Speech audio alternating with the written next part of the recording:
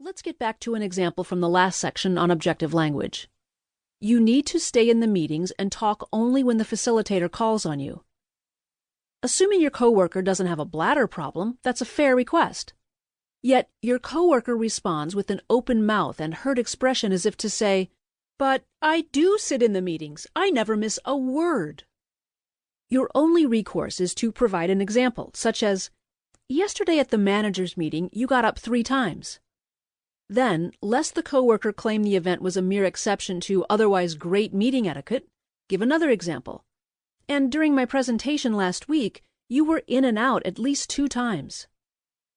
If, rather than your coworker, this person happens to be your employee, record these examples. Be clear about names, dates, and other specifics. You may need them later. 3. Commit to the accuracy principle. Be accurate, always. Say, for example, you accused that annoying coworker of walking out on meetings about 10 times. Granted, you didn't literally mean 10 times. You were only trying to make a point.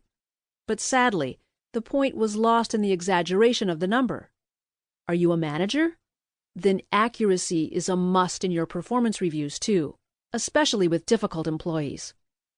Being accurate can foster trust, motivate employees to change their behavior, and enhance the goodwill about everything from potential pay increases to awards.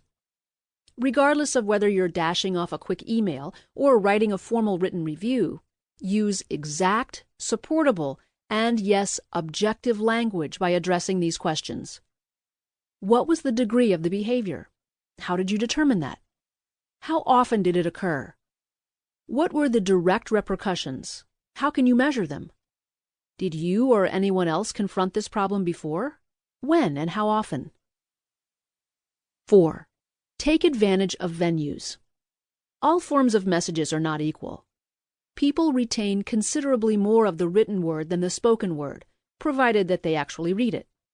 Still, in face-to-face discussions, you can get cues to help you refine or otherwise position your message, whether a quizzical expression, a smile, or a subtle shake of the head. Here are a few pointers that can help. Written message. The first few words are critical. They're the ones people remember and will set a tone for the rest. Avoid unnecessarily formal language. It can sound unduly angry, cold, or alienating. Granted, you don't want to use syrupy phrases either, but keep the tone neutral, or, if you dare, friendly. Have lots of points? Are you addressing a rebel employee who refuses to follow procedures? Use bullets, numbers, or steps. They're easy to see and impossible not to follow.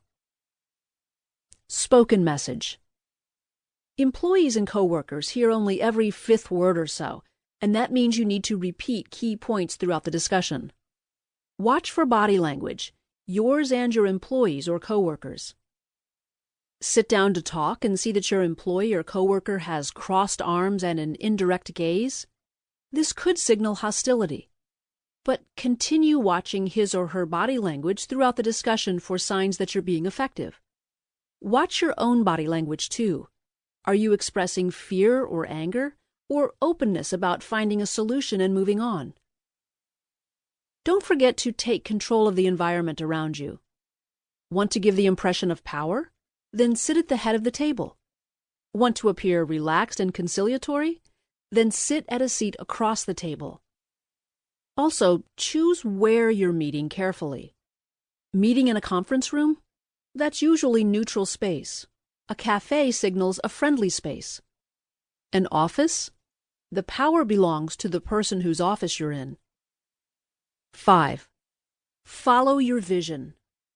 There's no question that difficult people are a pain to be around, especially coworkers whom you see day after day after day. They create hostility, uneasiness, and problems. Half the time, they are the problem, and you may not like them. But in the end, all that matters is how they affect your work and your unit's work.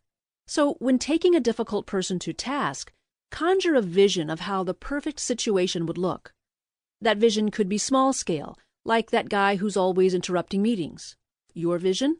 To sit through meetings from beginning to end without interruptions.